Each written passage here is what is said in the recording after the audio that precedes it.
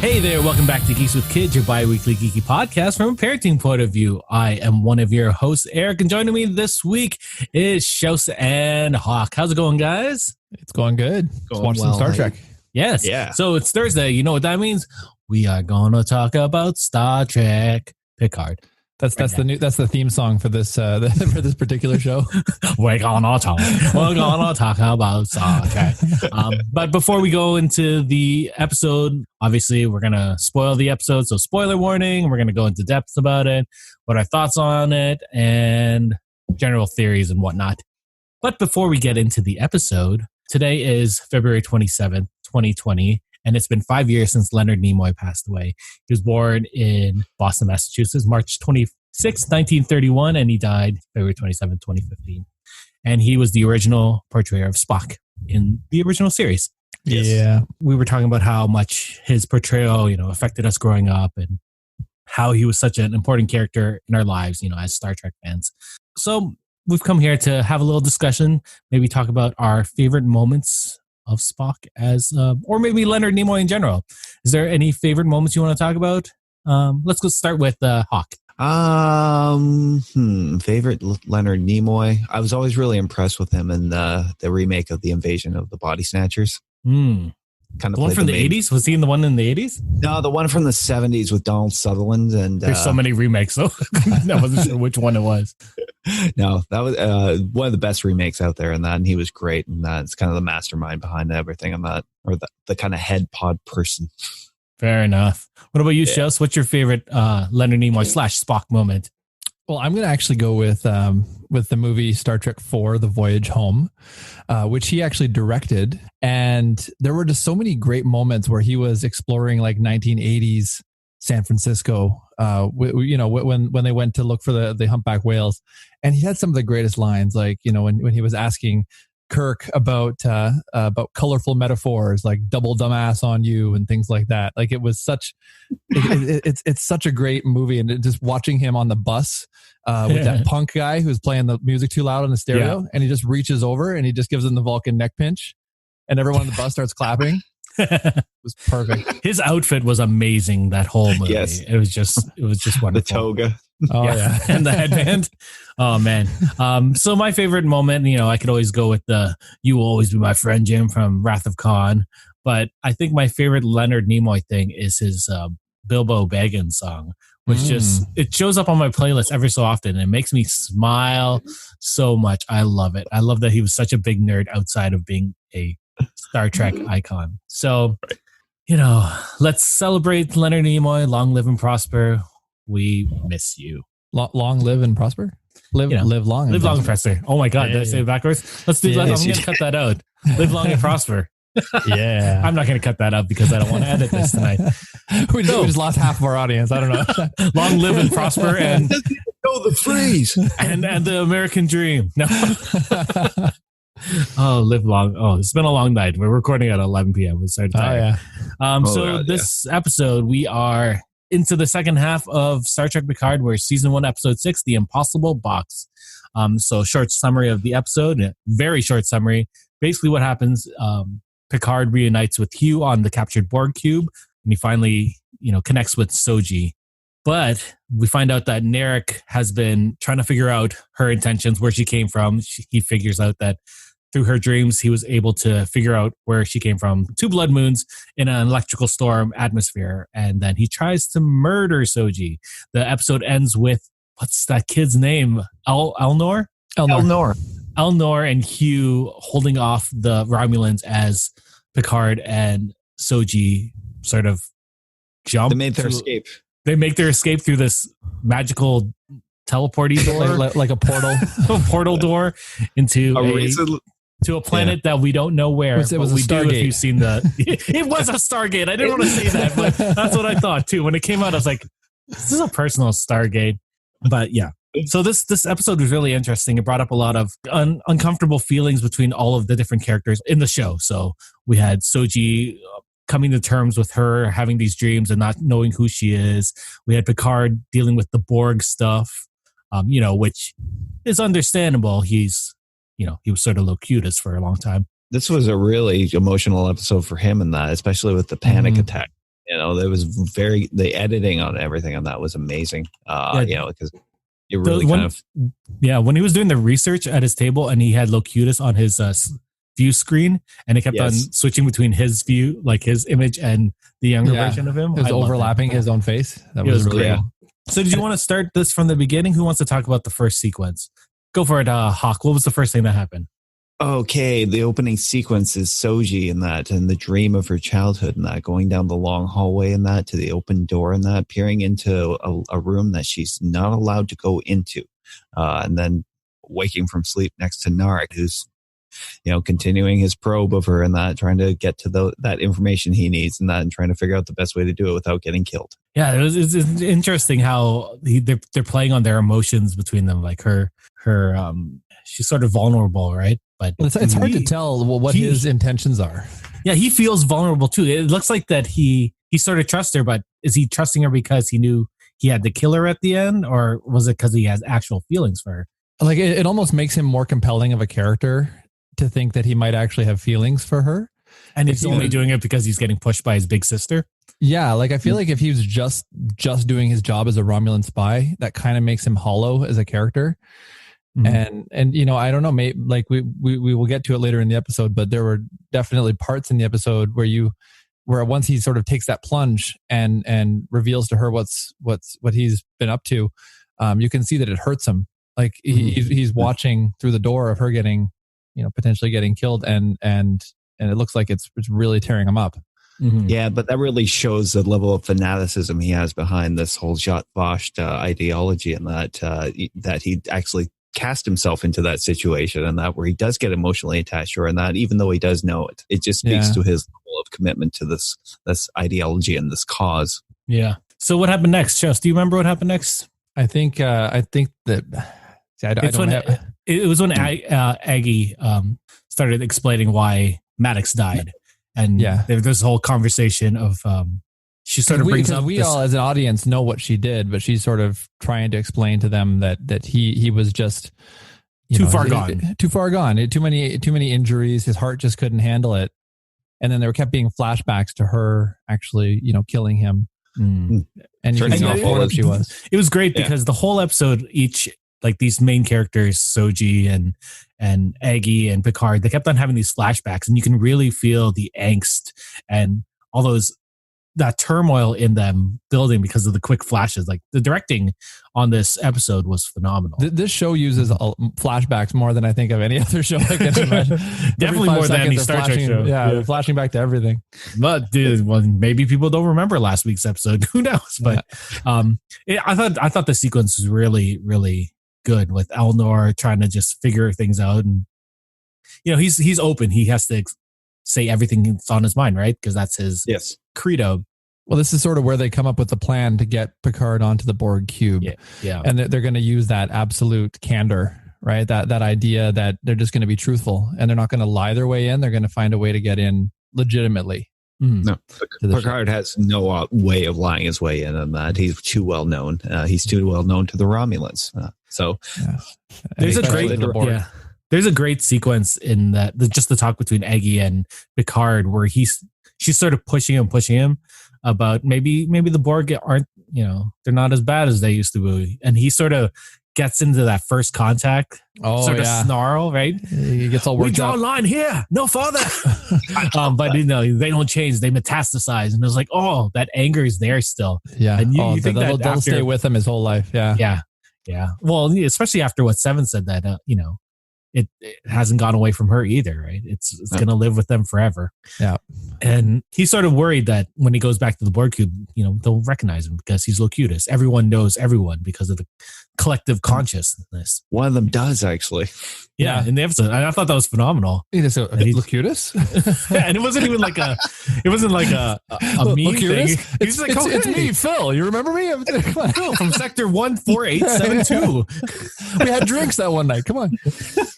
We assimilated a whole population of people together. No? You don't remember? So we find out that they want to go into the Borg cube, pretty much being honest. They want to go there. They want their presence to be known so that it doesn't look like an act of war. And that's when, what's her name? Raffi. Raffi does her magic, there are air quotes there, and contacts a Starfleet member to get them credentials. Yeah. I don't know. I still don't like Raffi. If she feels weird to me as a character. I thought the sequence was neat. Like she was pulling strings and, playing on people's emotions on different characters. But I just don't like her. I think this is going to be a redemption arc for her. I think over the long run, we're going to see her sort of redeem herself and maybe in the eyes of her son or whatever it happens to be. But it's at this point, just seeing her sort of stumbling onto the set, doing something and then stumbling away. Yeah. It's kind of hard to really like her as a character at this point. I think mine is more surface level because I don't like the nickname JL. It bothers me. It bothers me every time she says it. From the moment she said it in the first episode she was in, I was just like, no. You call him Jean-Luc, or you call him Captain, or Admiral, or you call him Picard. You don't call him JL. We're not at that point. I think at this point in the series and that we're a little confused about what her purpose is in that right now. What does she bring to the table? Because as of the last episode of the ending in that, at this point she's pretty much just a stowaway. She's a plot device. She's just there to help them get through any particular plot problem. No, that's what that is how it feels like, right? She's there because she has some intelligence and she goes away. But you don't really get to know her. Free Cloud. Yeah. Right. She's the one who got them down there and got them all set up the meeting with Bedazzled or whatever the character's name was. Right. Like she sort of comes in, she solves the problem, presses a few buttons on the computer, and then they just continue on with the story. So I hear where you guys are coming from. Like they sort of brought like more to her character last week when we met her son, and that's why I guess she's drinking. Not.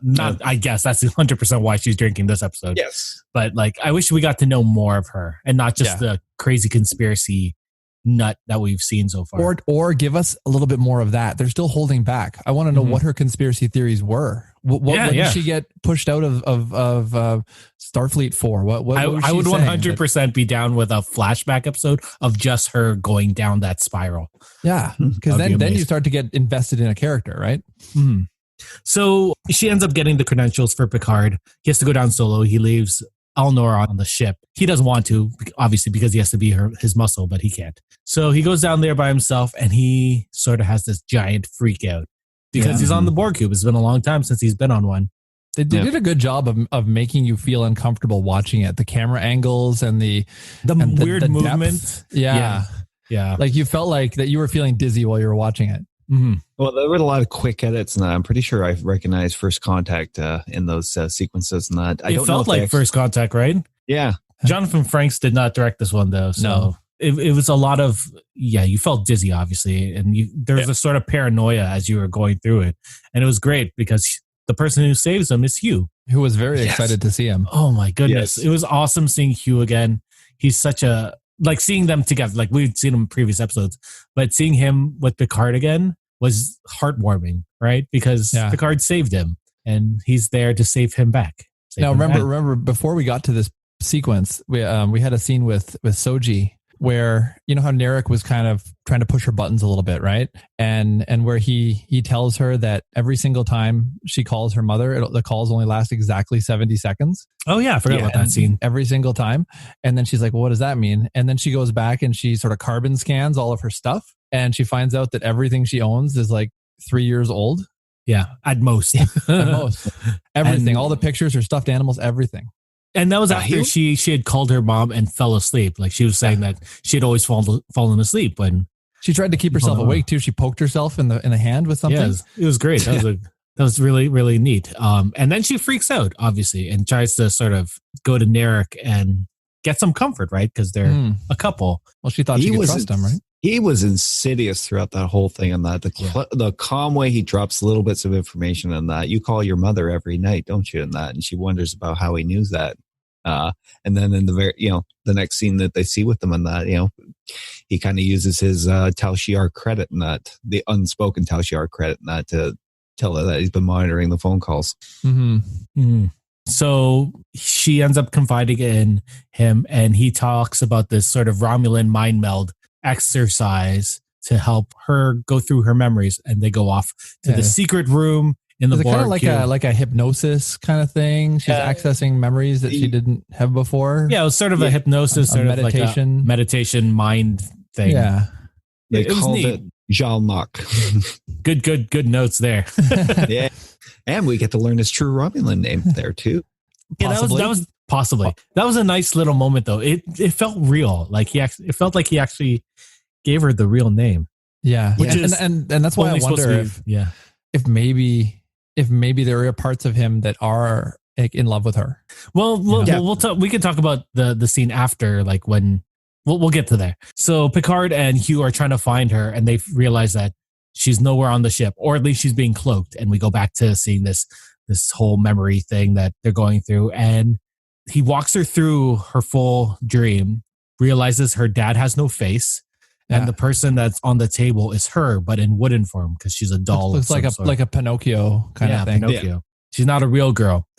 She looks up to the sky like Erik asks, and there are 2 red moons and a lot of lightning, electrical storms.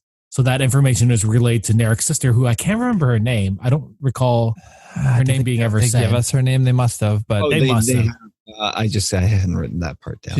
She's just the sister that's just a little bit, inappropriate with her brother. You know what I mean? He was getting angry with her this week, and then see a little shove he gave her in that at the end. Yeah.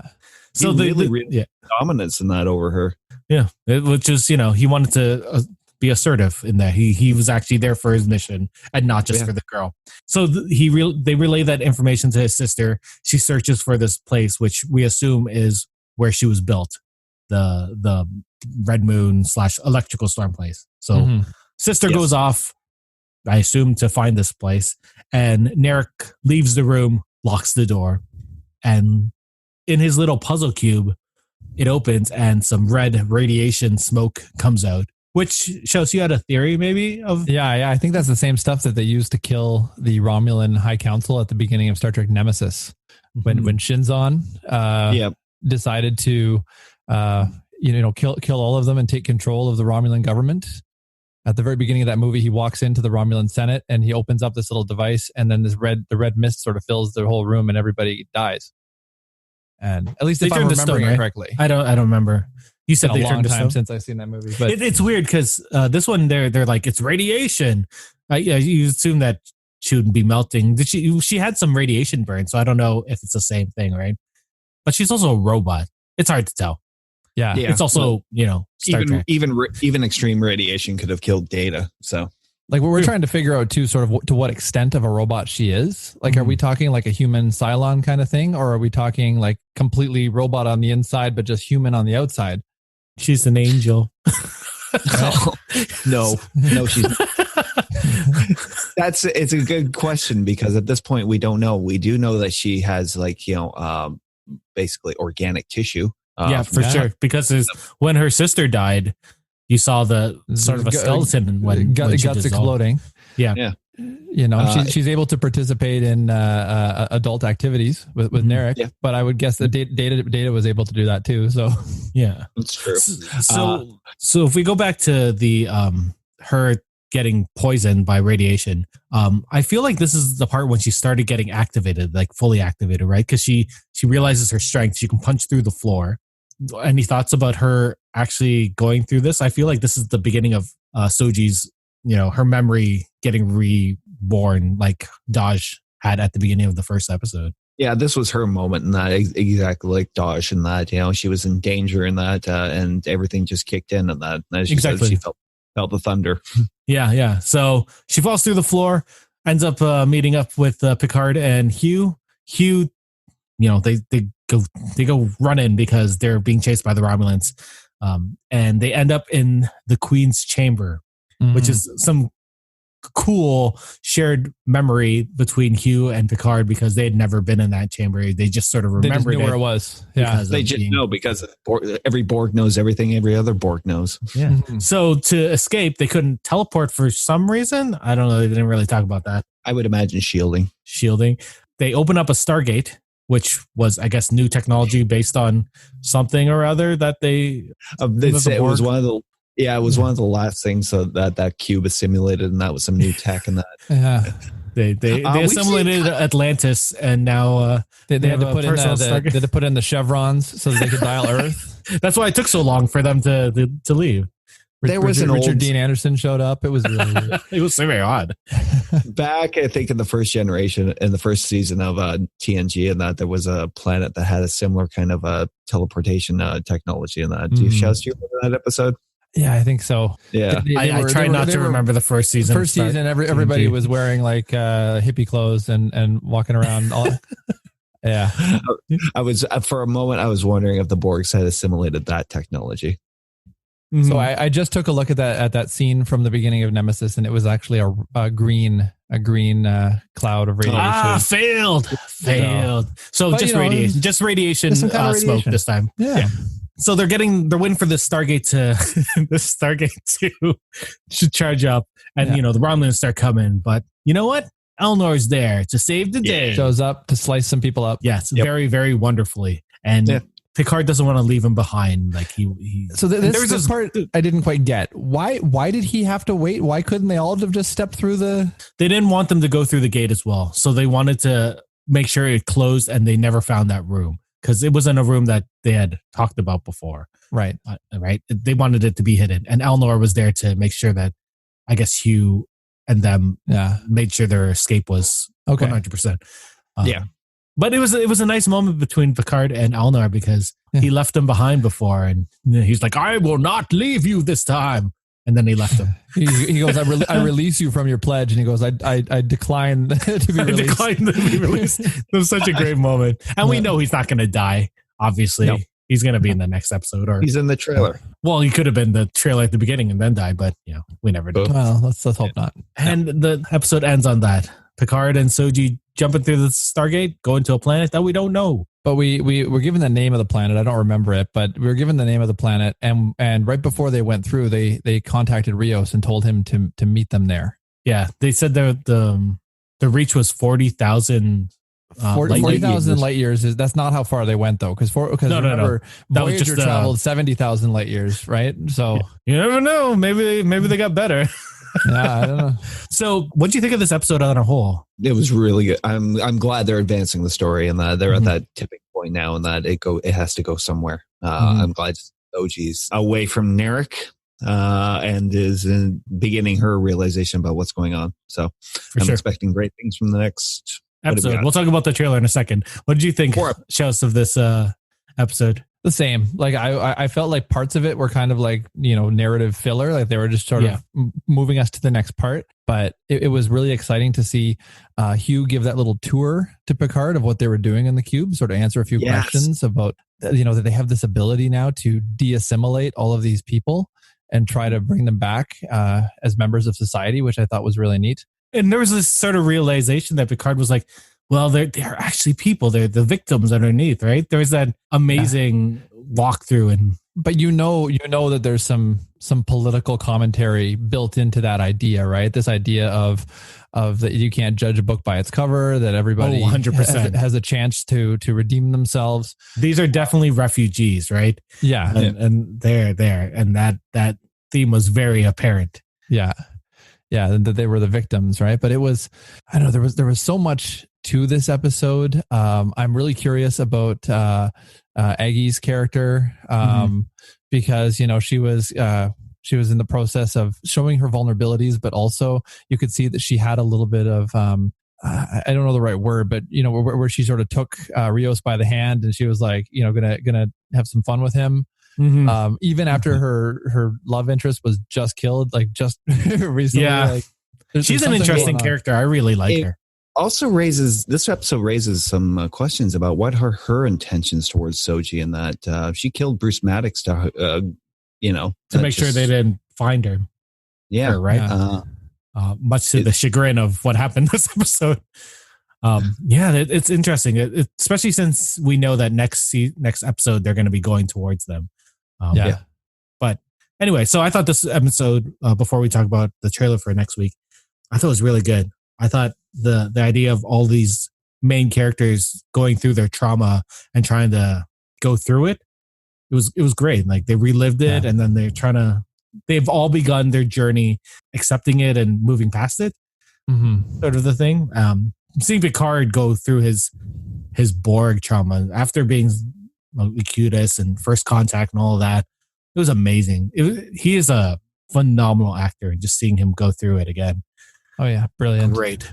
I think Alison Pill, like I said earlier, is doing a wonderful job as Aggie. She's a very conflicted character, and there's some sort of downward spiral / I guess rebellious type nature behind, like Chelsea you were saying. It's great. Like she knows. Sorry, I like the character of Rios as well. I like him too. He wasn't really in this episode that much. Like he was doing that thing with the soccer ball. Like he's just. I'm trying to figure out what he's trying to represent. Necessarily like he's Han Solo. He is our Han Solo so far. Or what was the Dash Rendar? He's not quite Han Solo, but he's trying to be. He's much more well-read than Solo, though. Yeah. But he's got a backstory too that we don't know yet. 100%. You have to figure someone who programs all the holograms in your ship as yourself. There has to be something there behind that. Especially if those are the only people you're talking to on long trips. Interesting. I think all the characters are very much getting into their element now. We're figuring each one out except for, Raffi. She's the only one I don't quite understand yet. And I hope they move forward on her character. I'm sure they will.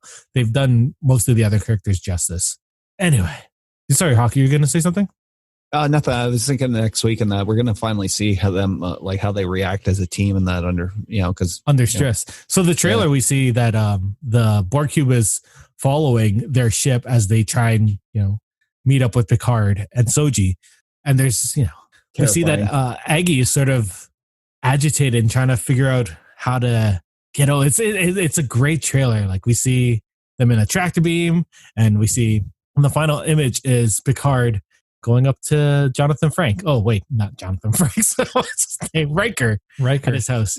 So we get to see another TNG person, which Hello, number one. Yes, wonderful. Hello, Will. Hello. Is that what he says? I can't remember. I think so. I think he says hello, Will. Because number one is the dog now. Any predictions before we go into next week's episode? About next week or even for the future? Do you want to say anything? Or do you just want to? I've got a massive prediction, but I don't know. I don't want to. I'm going to put out a warning just in case, because I don't know. It could Prediction be way off. Prediction warning. Yep. Okay, so I was talking to some colleagues at work about the show, and we were talking about some of the next generation cast members returning and being in this show, and one of the things that came up in the first episode was this idea that Bruce Maddox had come up with, where he believed that he could use, even from a single engram, he could rebuild data completely, and that idea was kind of thrown away in that episode. It was mentioned, but kind of thrown away. And then I'm looking at Soji and Dodge, how they're both basically human androids, right? Like we talked about Cylon before, this idea that they're human androids. And so I was thinking to myself, how are we going to see more data? Are we going to get Brent Spiner back in the show? And I think we're going to get Brent Spiner back as a human data. Yeah. I think we're going to get him. He's finally going to reach his goal of becoming human. And he's the same technology that created Soji and Dodge. We're going to see, I don't know if it's going to be on this planet. I don't know if that's going to be the dad without a face. I think we're going to see Brent Spiner again. I 100% believe that as well. I thought that since the first episode when they mentioned that. I was like, oh, well, they're going to go meet their dad one day. Right. Either that or they do the morbid thing and he becomes like the Borg queen. Oh, maybe just floating everywhere, just the upper torso. Because there was always the worry, because Brent Spiner being supposedly when he played Data, the character is not supposed to age, right? So the rest of the characters, it made sense for them to get older, right? But even when he had his makeup on, you could tell that he was older Data. Yeah, right? They did a good job, but you could tell. Lots of tape. Yeah, so I'm hoping that we're gonna get to see Brent Spiner finally as a humanoid. As a human, he's gonna there's gonna be this amazing moment with Picard where there's gonna be some closure for Picard, where he's gonna meet Data and he's gonna see Data, and Data's gonna, you know what I mean? Because this whole idea that Picard's been struggling for all these years because of the loss of Data, right? I don't know. That's my prediction. I 100% agree with you. If he is a humanoid Data, do you think he gave himself a human name? What's his name? Like Dan? I don't go by Data anymore. I'm Dan. He will always be Data, no matter what. It would be neat if he was like Data Song, right? Like a Nooning song type name. Like, sure. At first, I thought maybe he might also have to sacrifice himself to save Soji. Because they would have to find a way to kill him off again. Don't kill Data again. Data already sacrificed himself once in one of the movies, so why would he sacrifice himself again? I don't know. It would make that movie less impactful, if that death impactful. It'd be like, Darth Vader dying by killing the Emperor and that being his redemption arc, and then the Emperor coming back for death has no meaning. Who would ever do that? The pitfall they have to avoid is the search for Spock. How so? Yes. What do you mean? Like have him just come back in a baby form? An impactful death that was ruined by an outcry of people who. You're saying we need Christopher Lloyd in a future episode? 100%. That would be amazing. I don't know if it's much of a theory in that, but it's a continuation of something that was introduced like in the second episode. And that what about this illness with Picard and that? This has been a thread that's been going since the last episode of TNG or the very last episode. All good things. Yeah. I assume that it'll be a thread that will be talked about, if not more explored in the second season. Yeah. Because we got Guinan in the second season. Especially since it's supposed to affect his memory, right? And his brain functions. I feel like Guinan's will be there to help him through that. Because she always had that connection with him. Because right now he's still really sharp. Like he's not really losing his cognitive abilities. No, he hasn't deteriorated. You would think that it would go a little bit more, especially since it was such a pivotal moment in like the second episode, right? Yeah. But no. I just want Q to come in and snap it away for no reason. You know what I really want? Could totally do that. It would be I want now though. I want my murder of Romulan mom and dad back from Picard's branch. I want them to be part of the crew. I miss them. Oh, they're so cool. Yeah. Hopefully they become the actual crew in the second season because they were wonderful. Right. Anyway, let's throw this out to our listeners. What do you think of this episode of Picard? What do you think things are going to go to in the next episode? How do you think the season's going to go? Why don't you send us a note on email, on our socials? We are everywhere. Thank you, Michaels, for coming on and talking about Picard. I always enjoy my Thursdays because I get to geek out a little bit after watching an awesome show with two of my good friends. Absolutely. So I look forward to talking to Hawk tomorrow because we're talking about Star Wars. Yes. And Shouse, we'll talk to you, whenever. I guess we have to play The Division or Destiny or something. Yeah, we do. We got to play something. All right. Thank you guys for coming on. Thank you for listening. Have a good one. We'll see you soon. Goodbye. Let long live and prosper. Live long, prosper. Why? Well, that's it for us this week on Geeks with Kids. If you want to get a hold of us, you can send us an email at podcast@geekswithkids.ca. And don't forget to like us on Facebook at facebook.com/geekswithkids. Follow us on Twitter at geekswithkidstn. Check out our pics on Instagram at geekswithkids. And you can find all of this good stuff on our website at www.geekswithkids.ca. So if you like what you hear, why don't you hit that subscribe button and leave us a comment. This podcast can be found on iTunes, Spotify, Google Play, Stitcher, YouTube, and your favorite podcasting app. Thanks again for listening, and we'll see you next time.